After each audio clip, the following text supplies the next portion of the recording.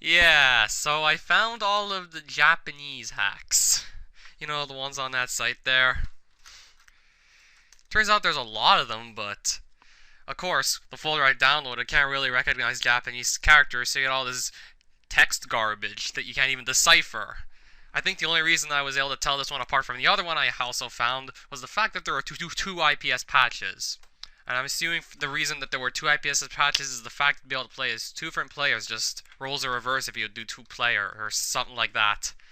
So without further ado, let's get started with the sequel to... Yup. Hakurei Adventure Mission by Digi Kiyomi had a sequel. Yeah! Yeah, Digi Kiyomi is back for more. This is the patch where you play as Sanai. I'm assuming the second patch, the one I didn't pick up, would have let you play as Reimu. Much like the first one where you had two patches. Alright, so the colors are weird. Okay, now... I remember the last Hakurei Adventure Mission being all of these levels which you could play in any order, and they were all these really small but one-screen levels. With all these small one-screen levels all over the place, you could play in any order. Now, however, that's not the case. Instead, you get this. Just a generic side-scroller. Oh man, the sprite edits are back. The Bucket Goombas. The friggin' Remelia Scarlet Koopas. The Kiyomi Goombas. They're all back. Oh my god, who drew the background? Looks like, yeah, bombs with the letter E on them. Yeah, all this happened the first time around, and I guess Digi Kiyomi didn't feel like replacing them, so I guess he might have used the first Hakurei Adventure Mission as a base. I don't know. Okay, basement. Okay, the graphics could use some work. Oh, what's in here? What does it say? Japanese! That I can't even read. Wait, do I need the yellow I need the yellow switch to go there! Okay, please tell me I can... Okay, good! You don't die if you didn't get the yellow switch! I thought we were gonna see something cool again, like really experimental, like all these small rooms. Instead we're just getting your average side-scroller. I mean, the palm tree levels in Hakurei Adventure Mission were side-scrollers, but almost everything else was just one-screen levels, like arcade style. You saw everything on the screen, but you had to know what to do. Okay, this has two exits. I need the yellow switch, though. Wow, at least you move really fast on the overworld. That's handy. But who picks these color schemes? Oh my god. Pick better color schemes, dude, guy. And... I screwed myself. Oh, wow. Why does this music feel slightly slower? Maybe it's just me. Alright, so nothing really to say yet. Nothing special about the level design, it's just the colors are all weird. Okay, that piece of rope breaks because it's a different color. Yeah. I can't oh, a pipe. What does this mean? Oh, it's just another bonus room. One-ups, if we want them. You know why I have 18 lives? Because the game was generous enough. The game was actually generous enough to start you off with 15. As opposed to where you usually start with 5 lives. Why the hell would the game start you off with 15? I suppose it's better than starting off with less, for damn sure. Yeah, like, I've been watching Hailstorm play the yeah, Hammer Brother actually had a finalized version, and I just played the demo. Blackout actually made a finished version for Hammer Brother. I was talking about a frog. A frog's head gives you the power to shoot. I'm guessing those are spell cards or something like that. But what the hell is the point of these? Are they just solid blocks? They look like ice blocks, or... Well, Well, I've seen people use those transparent blocks as ice blocks before, I must... God damn it, invisible block. I love it with 2 exits. Really, there's not much to say about here. The thing that separated Hakurei Adventure Mission from all of the other Romhacks I had played up to that point was the fact that you were doing everything on one screen, and it was arcade style. This was really not that much different from all the other stuff, which is kind of sad to see him go back to the standard formula.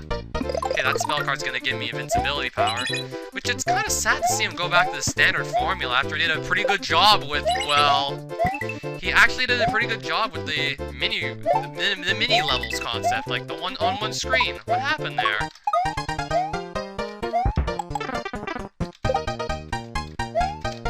Oh, if you look at the top of the screen, you'll have the life bar. You know, the one that fills up when you get coins, or stars in this case, instead of the mushroom power-up system. Okay, so that's one different thing.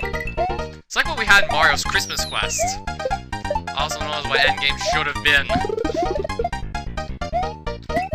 I can't help but notice the fact that a plant is making a ladder up here. The plant's attached to a ladder. Like, how do you explain that? I'm kind of hoping this gets interesting, like, in the later stages. But not too damn hard that I can't even play it. Okay, what's the point of these blocks? Okay, it's kind of tricky to dodge, but hey. Pipe. Another bonus room? It's a moon! Let's take it! So yeah, I was kind of expecting more of these... Yeah. I'm kind of expecting more of the arcade style, and I'm kind of bummed to see that it's not the case.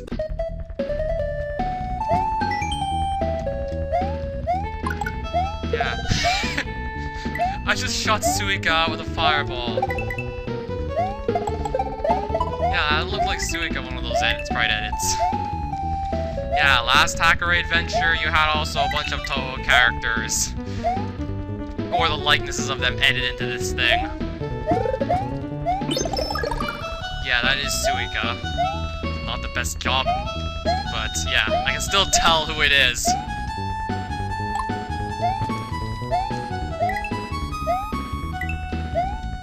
And that's just Marissa's head throwing stars. We just got the head of the freaking character. Not the, like, the whole body. Just Marissa's severed head on a platform throwing stars. Like, what universe is this? And the level auto scrolls, yawn. Now, what kind of unit? Oh, damn it. Oh my god, I still got the moon. This game is giving you a lot of this is pretty easy. But it's World 1, of course it's gonna be easy, but the game's giving you a lot. Hell, even before you even started playing the game, you gave you a lot of lives. Before you even start playing, they give you like 10 lives more than you start with normally. I'm already talking about how that was better at least, cause yeah, I've seen like I was talking about Hailstorm. God damn it! I was talking about Hailstorm playing the finalized version of Hammer Brother. Apparently now instead of starting with 5 lives, you start with gasp 1. In the final version of Hammer Brother, yeah, the difficulty is mostly unchanged, but you start with only 1 life. So there's still invisible block traps everywhere, so yeah. Of course you're gonna lose your 1 life. Pretty soon. Okay, what kind of a place is this? I'm confused by the background.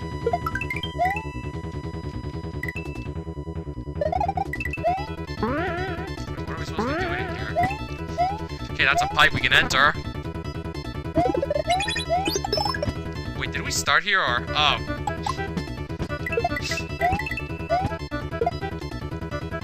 Oh no, did I go the wrong way?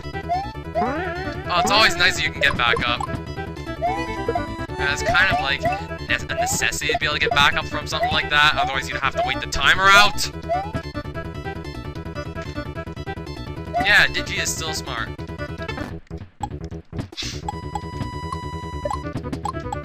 Okay, so what do we do? Okay, what if we go in here? Oh, this is annoying! Passages! Oh my god, you're just showering me with moons. This is ridiculous. It's just like moon after moon after moon after moon. I guess the lives aren't gonna be a problem at this point. Like, look at this. It's like a pachinko machine. Just pick your way. Ow. And oh my god.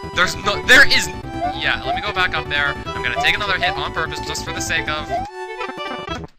There is knockback. God damn it, knockback! Let's just hope we don't have a level that most of it is holes.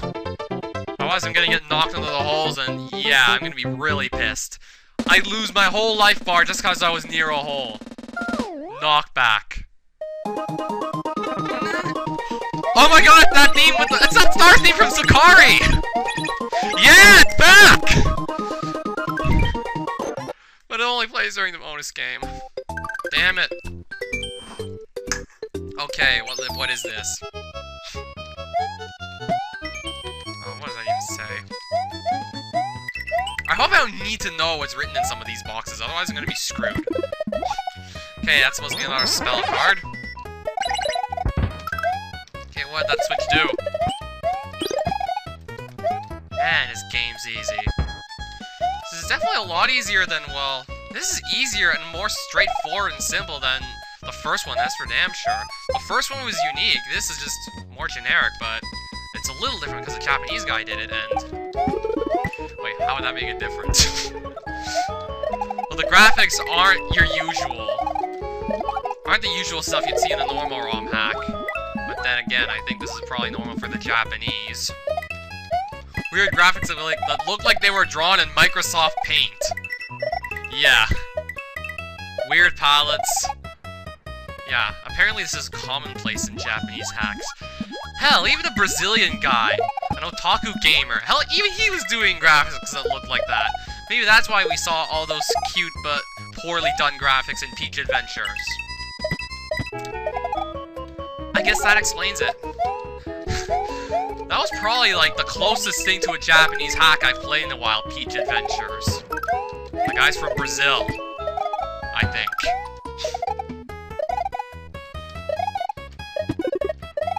Yay, 1 up. Yeah, I gotta love the bombs. Why the hell do these bombs have the letter E written on them? Or a 9 when they're turned around the other way. Why the hell the E?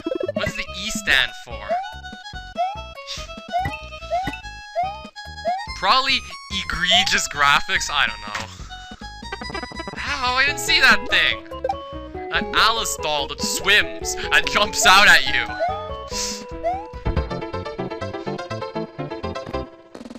Come on, Sonic's just trying to get from one end of the level to the other. Now Alice has to throw her freaking dolls at you? Castle of, oh my god, bad palette for the background. Oh, and for the foreground, but background I say... I hope we...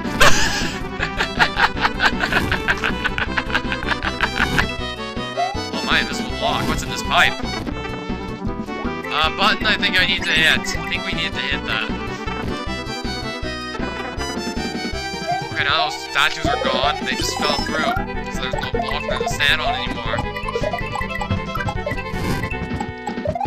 Well, this hack seems to be using the on-off blocks a lot so far. Seems to be encouraging non-linearity with them. Find the block, flicker it, switch it, and you'll be able to take it from the path. Oh no, this is a sound glitch. I just heard an 8! Or something that sounded like it, for that matter of fact, anyway.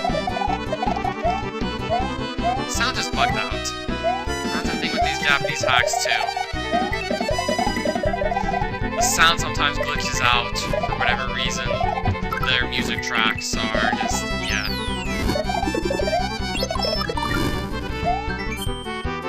Yeah, another beep! That just shouldn't be. A boss fight. What the hell is the point of this one? You're fighting...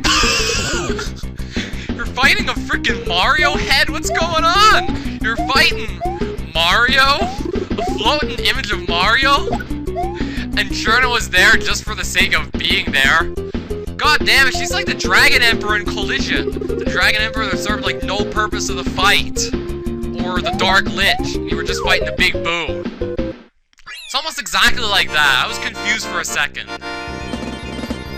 Well, at least it's not butchering a well-known Mario ROM hack we all know and love.